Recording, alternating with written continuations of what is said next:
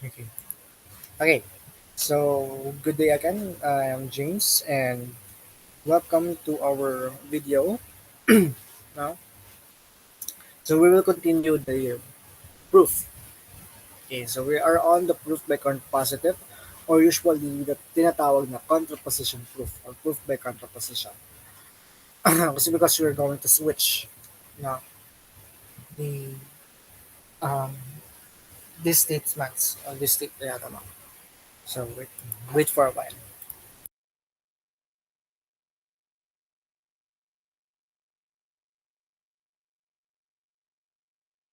Now, okay. So recall that implication P implies Q is logically equivalent to its contrapositive, not Q implies not P. So as you can remember in logic, we have the converse. Okay, so that's the pala. So we have four of them. We have conditional,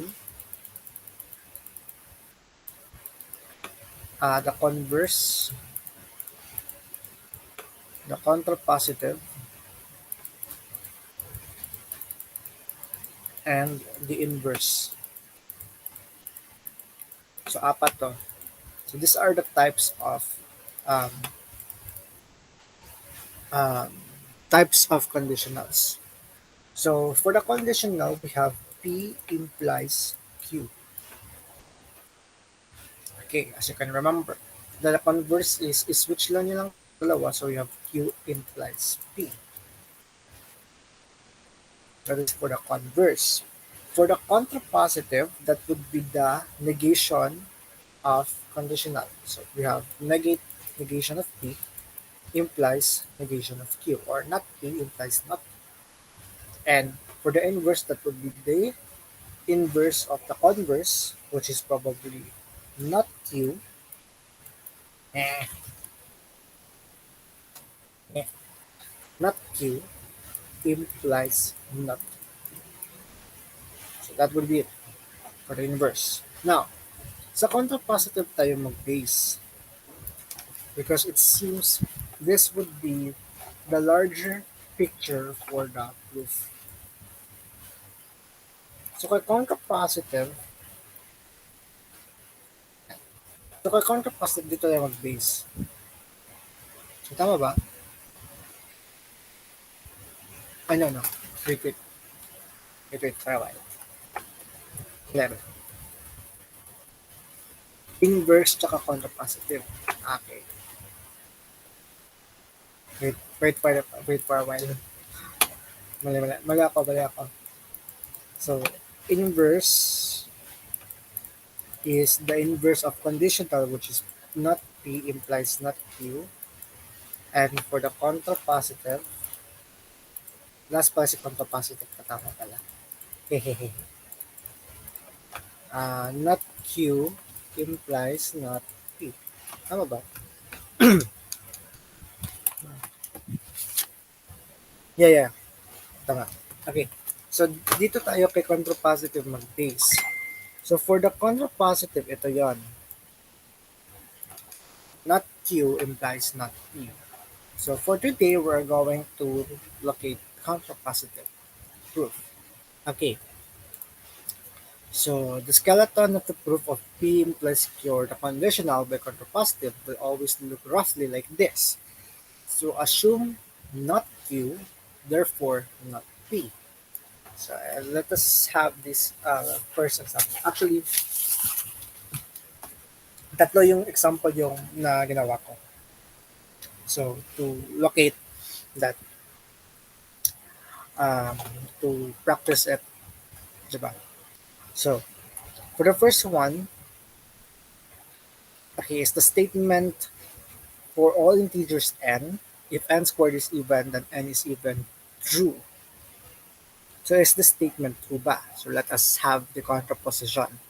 So, using contraposition, we'll let to negate the statements and switch its position. So, yung P niya dito is n squared is even. Okay, dito. Then, yung Q dito is n is even. So, we're going to switch.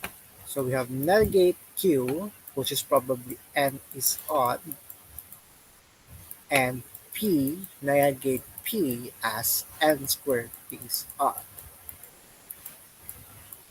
Okay, I hope na-gets ninyo. Okay, balikan ko. Is the statement for all integers n if n squared is even, then n is even true. True ba tong statement na to? So for the given, we have p as n squared is even. Hindi implies ha. Ito yung meaning niya. So yung p niya is n squared is even. Then yung q is n is even. Then we're going to switch these two. So we have negation of q as n is odd because even is the opposite for odd. And negation of p where the mean defined is n squared is odd. Diba? Now, by the definition, we let p, no, n, n equal to 2k plus 1. That's because it is odd. So by the definition, n equals 2k for even. Ito odd, ito even. Define na to ha, define na to. Okay, define. They are defined. Okay. So how we're going to prove that way? So i-prove natin si negation of p. Prove natin to. Because ang given is n is odd. So we have n squared equals to 2k plus 1 squared equals to 4k squared. Okay, para step by step how we're going to go. So we have 2k squared plus 2 times 2k times 1 plus 1 squared. So I use for the special product squaring a binomial. So a squared plus 2ab plus b squared. Ito yung definition na. A squared plus 2ab plus b squared. Positive negative. Okay. Equals to a positive negative b squared. So ito yan siya. For the definition. Okay, ito yung ginagamit ko to uh, to solve this. And after that, we have 4k squared plus 4k plus 1. And after that, we group according to the variable assigned. So we have 4k squared plus 4k, tapos separate si 1 kasi wala naman siya kapartner dito. Then factor out the prime number 2. So we have k squared, 2k squared plus 2k plus 1. Then we let p, ano na, we let s, pag b, lang b, okay, we let b equal to 2k squared plus 2k. So we have the continuation of 2b plus 1. So therefore, it is proven that it is true that for all integers n squared is odd is also uh, ah, if n squared is odd, so is even. So, yan. So, same lang dito. So, ginagamit ko dito is letter A, but it is the same. Okay? Same concept pa rin. Okay? So, yan. Thus, if n squared is odd, so is even. So, proven na siya. Then, for the next number, we have for all integers a and b, if a plus b is odd, then a is odd or b. A or b can be an odd number. So how we're going to go to prove this? So we let a and b, a equal to 2k and b equal to 2m as even. Kasi by the definition, odd naman to, diba? So we're going to switch case to be even. So by the contrapositive proof, so we have a plus b equals to a plus b. Okay. A plus B equals A plus B. So where our A is 2K plus 2M, or we have 2K plus 2M, then factor out, we have 2 times A plus M. So yes, 2. Okay. And after that, we let we let N equal to K plus M, so that we have 2N. So therefore, how do you call this? Okay, since K plus M is an integer, we see that A plus B is even. So is odd. So, same sila. Okay? Pag even yung isa, therefore, yung isa na proof would be going to an odd number. Yan lang. So this is your solution. Ito yung given. Ito yung definition. Okay? So if A plus B is odd, so we're going to locate even number. A is odd and B is odd, so we get the 2 be an even number. Then, after that, we have to let A equal to 2K and B equal to 2M as even. Then we let A plus B is equal to A plus B, as I've said now.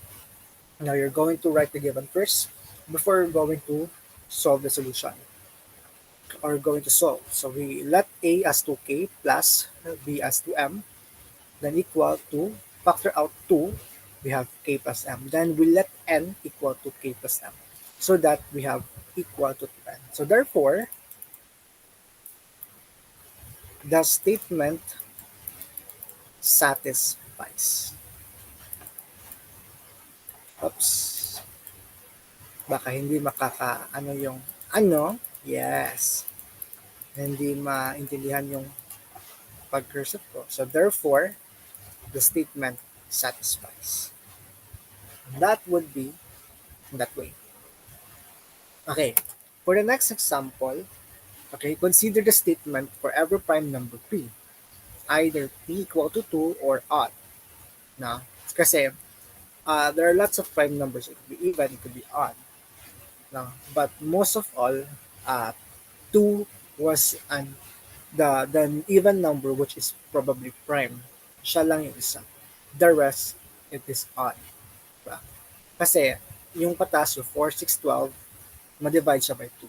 So therefore, 2 is the only even number that is a prime number. Yan. We can rephrase this for every prime number, which is P. If P is not equal to 2, then P is odd. Okay? So we're going to try to prove it. So, sabi niya dito, we're going to prove this. We're going to prove if P is not equal to 2, then P is odd. Then we use the contrapositive or the contraposition to prove by contraposition like this. So we let P is even. Okay, let P as the even number where P is equal to 2. Only the prime number 2. Only the even number prime 2. So how we're going to solve this? So I will show you this. Okay, let be a prime number and assume P is not odd. So even na siya. So the by contraposition, if P is not odd, then P is equal to 2. Okay? Since P is prime, okay, so kung prime number siya, okay, pag sinasabing prime number, yung factor ng prime number is 1 and yung number na naka-assign. So, P is even and P is equal to 2. Therefore, the prime number 2, the factor of the prime number 2 is probably 1 and 2. Okay, gets niya? Okay, ulitin ko ha. Okay, ito yung statement. If P is not equal to 2, then P is odd. You're going to prove that P is equal to 2. So is P is even. So therefore, 2 is the only number or the only even number that is prime number. Yung iba, composite. Pag sinasabing composite number, there are lots of factors except 1 and 2. For example, we have 4. Okay? Anong factor ni 4? 1 and 4. And there are also 2 and 2. So therefore, composite siya. Many factors. Si 6, 1 and 6. What else? 2 and 3. So maraming factors ang composite number. How about kay prime number? For example, we have 3. So 1 and 3. So therefore, there one two factors lang yung um, kanyang multiple ng factor ng ng prime number. Yung kanyang sarili at saka si 1. Pag sinasabing composite number, maraming factors yan. Except sa sarili niya at saka sa kay 1. Okay? Okay, in short, that a prime number have only two factors only, while the composite number have many factors, many to divide. So 20 can be divided by 4 and 5. Also 20 and 1, 10 or 2 could be. That could be composite. How about kay 7? 1 and 7 lang. So, nagiging prime siya. Okay? Basta as long as the prime number is just a factor of itself and 1. Yan lang. Okay, back to this. So, nasabi dito that if P is not equal to 2, then it is odd. Yes, it's correct. But we have to prove it by contraposition. Or it can be also use direct proof. Diba? So, there are two ways. It could be direct proof or a, what do you call this? Contraposition. But most ginagamit dito is the contraposition. Okay? Para maintindihan yung sinasabi dito. Okay. So, we let P as a prime number. Okay? Prime number. Focus tayo kay prime number. Then, we assume that P is not odd. So, kung di siya odd, even siya. Then sa all numbers, all prime numbers, 2 is the only even number that is probably prime. So we let P equal to 2. Okay? Baliktarin natin. Okay? If P is odd, then if P is not odd, then P is even. If P is not equal to 2, then P is equal to 2. Then sa prime number, as I've said dito, yung factor niya is only itself and 1. So, okay. We're going to get 2, the prime factor of 2. So yung 2, yung prime number 2, yung factor niya is 1 and 2. Itself, tsaka si 1. So therefore, we probably prove that P equal to 2. Kasi, no, we're going, we're actually prove that 2 is a prime number that is even. So therefore, the statement is 2. Kaya ganyan. So therefore, the statement is true. Okay? Yan lang. So if you have any questions, you can chat me. Okay? Direct. So that's all for today, and I will see you next time. That would be it. Next time, the next video, we will have a proof by contradiction. That's all, and good day.